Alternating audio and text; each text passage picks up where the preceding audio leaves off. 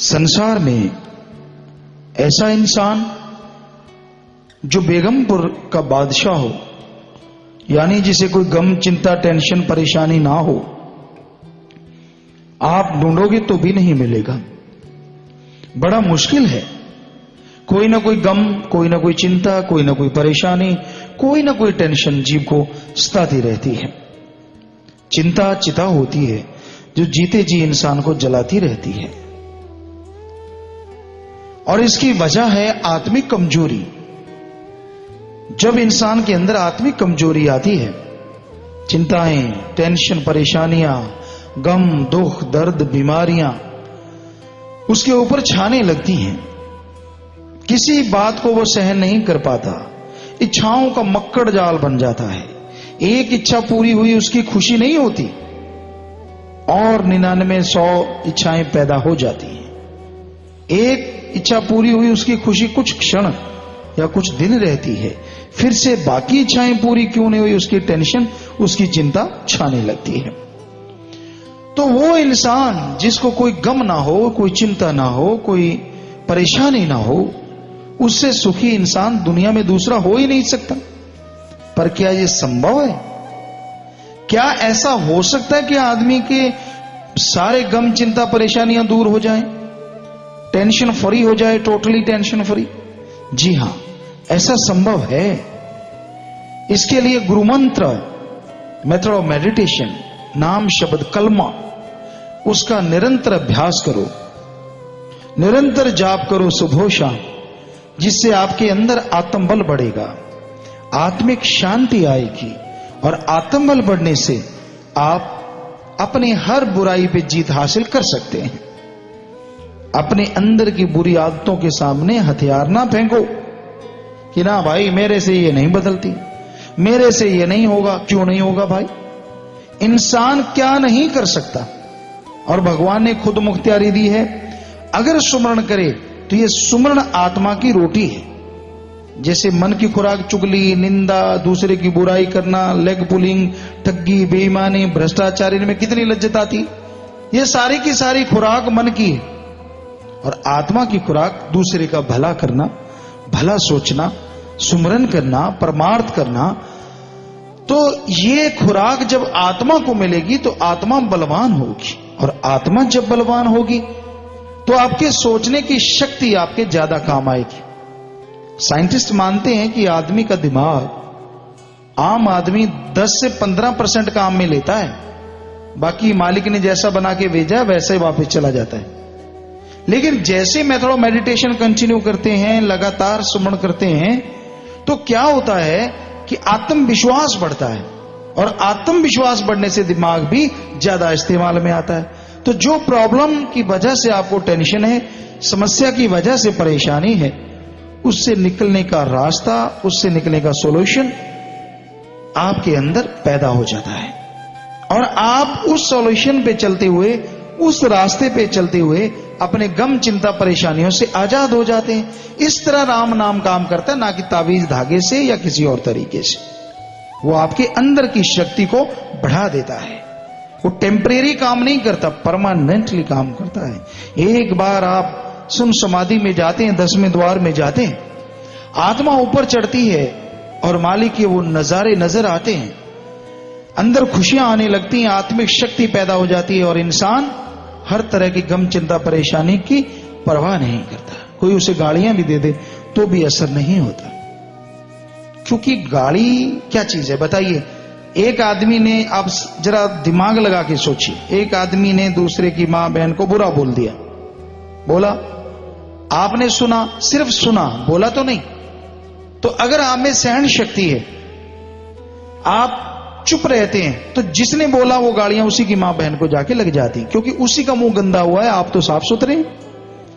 पर आपसे बर्दाश्त नहीं ना होता है। कोई बोले, अच्छा उंगली उठाएगा तो मैं पंच मारूंगा, पंच मारेगा तो मैं बट्टा मारूंगा, बट्टा मारे तो मैं पत्थर से सिर फोड़ दूंगा।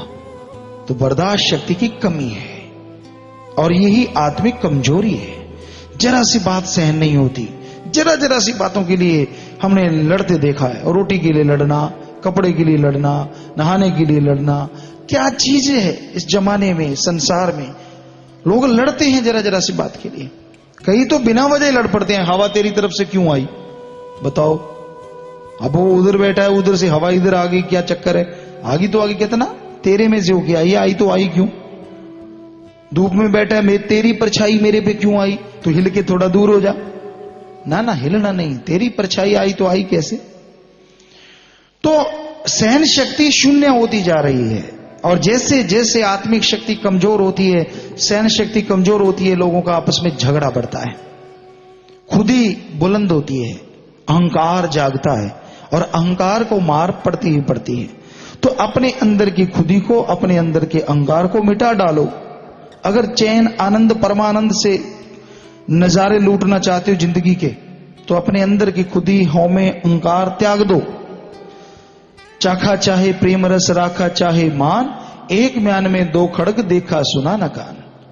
जैसे एक म्यान में दो तलवार नहीं आती, वैसे एक शरीर में झूठा अहंकार, मान बढ़ाई और प्रभु का प्यार इकट्ठे नहीं रहते। यहां अहंकार है, मान बढ़ाई का चक्कर है, वहां प्रभु का प्यार हो ही नहीं सकता। और यहां प्रभु का प्यार है, वहां अहंकार का तो नामो निशान नहीं रहता। तो भाई सच्चाई है, ये हकीकत है। आपको शॉर्ट में एक बात सुनाते हैं, पहले कई बार सुनाई लंबी, थोड़ी सी बात उसको शॉर्ट करके। कबीर जी के पास एक बादशाह आया था, तो वो बादशाह शायद बाहर से था, अरब कंट्री साइड से, उधर से था। तो वो आया और कहने लगा, जी मैंने नाम लेना है। तो कबीर जी कहने लगे, भाई पहले परीक्षा देनी पड़ेगी, आप बादशाह हैं। इब्राहिम अदहम शायद ऐसा उसका नाम था। तो वो कहने लगे कि भाई यहां तो काम करना पड़ता है, मैं तो जुलाहा हूं, सारा दिन खेस दरी, आप जानते जुलाहों के घर में काम इतना रहता है, तना तन लिया, रंग दिया, रंग घोल लिया, उसको बना दिया, उसको बनाने लगे, इकट्ठा करने लगे, तो सारा दिन निकल जाता है। कबीर जी कहते भाई काम करना पड़ेगा। कहता जी बिल्कुल करूंगा, मैं सारी जिंदगी कब से ढूंढ रहा हूं पूरा गुरु मिले, और मुझे बताया गया कि आप पूर्ण गुरु हैं। कबीर जी कहते ठीक है। 6 साल हो गए ऐसे सेवा करते करते, नाम नहीं दिया। कबीर जी के घर से माता लोई थी, उन्हें लोई कहा जाता था। तो कबीर जी के साथ उनकी चर्चा चलती रहती थी राम नाम में, वो भी भगत थी। कबीर जी को कहने लगी, भाई आप ना भक्त बड़े कमाल के होते हो, संत। कबीर जी कहने लगे क्यों?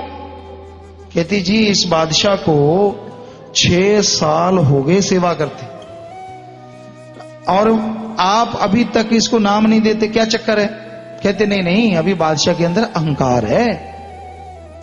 लोई कहते जी होगा, मुझे तो लगता नहीं। कहते पक्का नहीं लगता, तेरे को बताते हैं, चल ऐसे कर, पशुओं का गोबर उठा ले, उसको घोल ले, छत पे खड़ी हो जा और इसके सिर पे डाल देना, जब रास्ते से निकले खुद पीछे होके सुनना क्या कहता है। कहती जी सतवचन, मानती बहुत थी वो। तो कबीर जी ने जैसा कहा, लोई ने वैसे किया, गोबर वगैरह घोल लिया, सारा कुछ, छत पे खड़ी हो गई। बादशाह वहां से गुजरा तो लोई ने वो गोबर का घोल उसके सिर पे डाल दिया। बादशाह उसको झाड़ता हुआ बोला, कहता ये तो आई मैं यहां गया, बल्क बुखारे होता, करता सो करता, क्यों बल्क बुखारे का बादशाह था। चला गया। लोई वापिस आई। कबीर जी कहते मुस्कुराए, संत जानी जान भी होते हैं काफी हद तक, अगर कोई माने तो कहने लगे हाँ भाई लोई कैसा हुआ? कहती जी मैंने गोबर डाला। कहते फिर उसके अंदर तो बल्क बुखार अड़ा हुआ था, नाम कहां आएगा जिसके अंदर अभी अहंकार है, बल्क बुखार अड़ा हुआ है। लोई कहती हां जी है तो यही बात। 6 साल और गुजर गए। कबीर जी कहने ले भाई अब ये काबिल बन गया पूरा। लोई हंस पड़ी, कहती जी मुझे तो वैसे ही लग रहा है, वैसे सेवा करता है, वैसे घूमता है, मुझे तो नहीं पता। कहते चल ठीक है, पिछली बार तूने गोबर डाला, इस बार सारी गंदगी पशुओं की, जो भी गंदी से गंदा घोल बना सकती है बना ले, चाहे आदमी बच्चे का टट्टी पेशाब बीच में कर रहा दे, सारा घोल ले और वहीं छत पे चढ़ जा, इसके सिर पे डालना। कहने लगी ठीक है जी। लोई ने वैसे ही किया, छत पे खड़ी हो गई। जैसे बादशाह वो सेवा करता करता वहां से गुजरा, सिर पे डाल दिया, पीछे हो गई।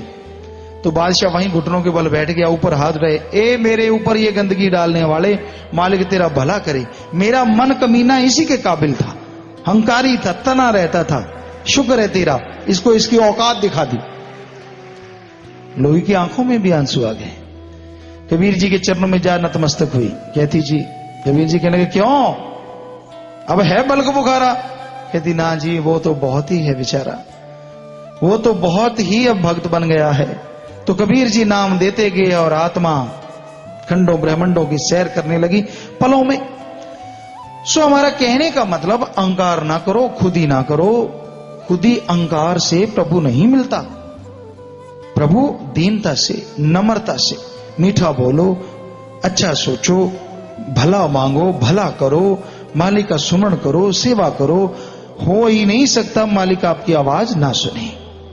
एक बच्चा रोता है तो मां दौड़ी चली आती है, क्योंकि मां के अंदर ममता है, वो दौड़ती है कि भाई मेरा बच्चा रो रहा है। जरा सोचिए, बच्चे के रोना सुन के अगर मां दौड़ी चली आती है, जिस मां को भगवान अल्लाह वाहिगुरु ने बनाया है, कोई उस राम ओम हरि अल्लाह वाहिगुरु के लिए तड़फेगा तो राम क्या दौड़ा चला नहीं आएगा?